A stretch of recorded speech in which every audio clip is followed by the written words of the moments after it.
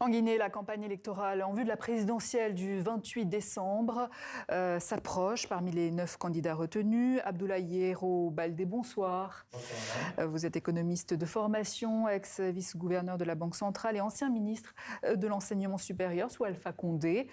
Vous êtes aujourd'hui président du FRONDEC, le Front démocratique de Guinée. C'est la première fois que vous êtes candidat à une présidentielle en Guinée. Qu'est-ce qui vous a décidé à sauter le pas ?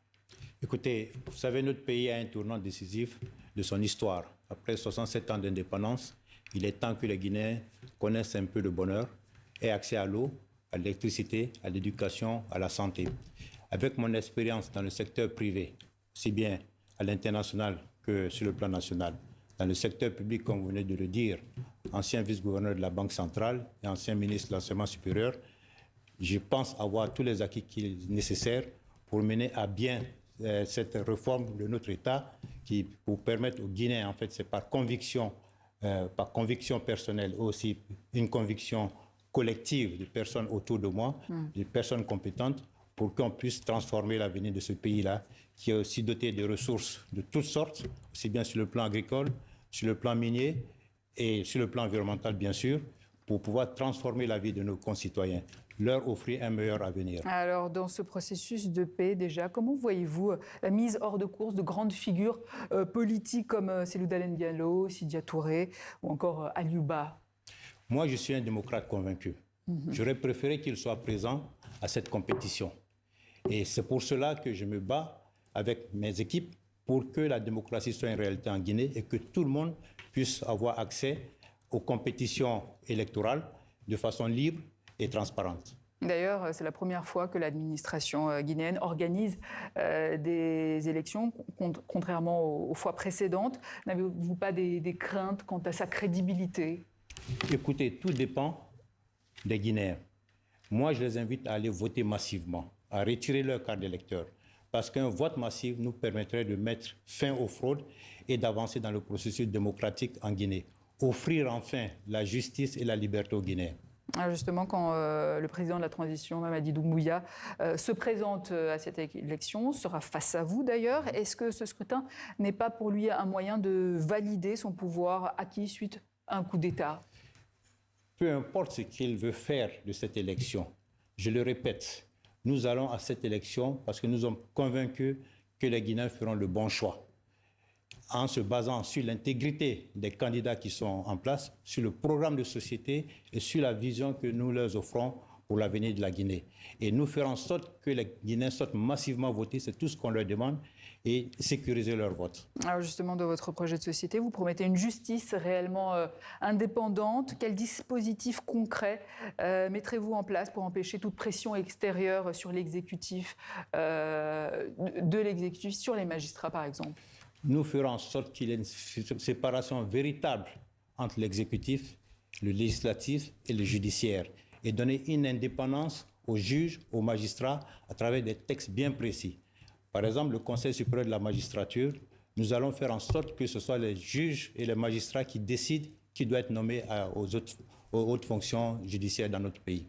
Alors, autre priorité nationale absolue pour vous, c'est l'éducation. Vous proposez notamment la digitalisation du système éducatif, la révision des programmes, des infrastructures modernes et la hausse des salaires des enseignants. Monsieur Yero, comment comptez-vous financer toutes ces réformes qui paraissent ambitieuses?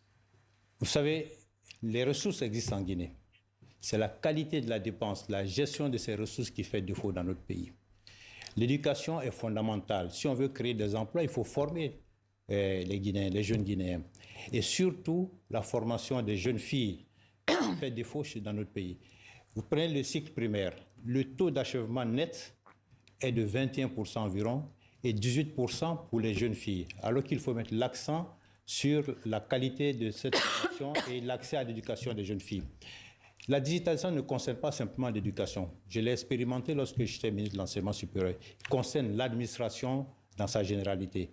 Une administration compétente, efficace, est une garantie pour la mise en œuvre de ces réformes, justement, que ce soit dans le secteur éducatif, dans le secteur des infrastructures et la création d'emplois.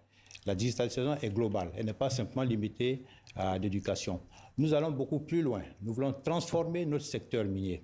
aujourd'hui qui est plutôt porté vers l'exportation de matières brutes, comme la bauxite. Alors que si nous allons simplement la transformer de la bauxite en alumine, vous savez, il y a un enjeu stratégique dans le monde aujourd'hui, les terres rares. Lorsque vous transformez la bauxite en alumine, vous avez ce qu'on appelle le gallium. Le gallium, aujourd'hui, depuis le 1er décembre, le kilo se négocie à plus de 1 500 $, contre 400 $ en 2021 et 900 $ il y a un an. Imaginez, c'est multiple fois la tonne. La tonne de bauxite, c'est 60 $. Et donc, 1 kilo à 1 500 $, vous voyez tout de suite la différence, ce que ça peut apporter comme ressource pour le pays et transformer fondamentalement l'éducation, la santé, les infrastructures, l'agriculture bien sûr, et assurer une justice indépendante, puisqu'il faut des ressources. Il faut mieux traiter les magistrats, il faut mieux traiter les enseignants, il faut mieux traiter tout ce qui est lié à la fonction publique dans notre pays. Alors vous êtes issu, pardon, j'ai un petit problème de voix. Vous êtes issu du RPG Arc-en-Ciel d'Alpha Condé, on l'a dit, mais le parti n'a donné aucune consigne de vote à ses partisans pour vous accompagner. Pendant ce temps, Cellou Dalein Diallo appelle ses militants à boycotter également ce vote. Alors comment comptez-vous conquérir ces deux fiefs qui sont importants? Les Guinéens doivent comprendre que nous sommes à un tournant décisif de notre histoire. Ne pas aller au vote, c'est de perpétuer encore ce que nous vivons aujourd'hui, le manque de liberté, le manque de justice et le manque de transparence dans la gestion de notre pays. Donc c'est un appel à chaque citoyen pour lui dire, chaque citoyen, ton vote est important. Et la sécurisation du vote aussi doit se faire. Si nous votons massivement, c'est l'avenir de notre pays que nous engageons dans la bonne direction. La direction de la démocratie, la direction de la justice et des libertés fondamentales. Abdoulaye Yero Baldé, merci. Je rappelle que vous êtes candidat à la présidentielle du 28 décembre prochain en Guinée. Merci à vous, madame.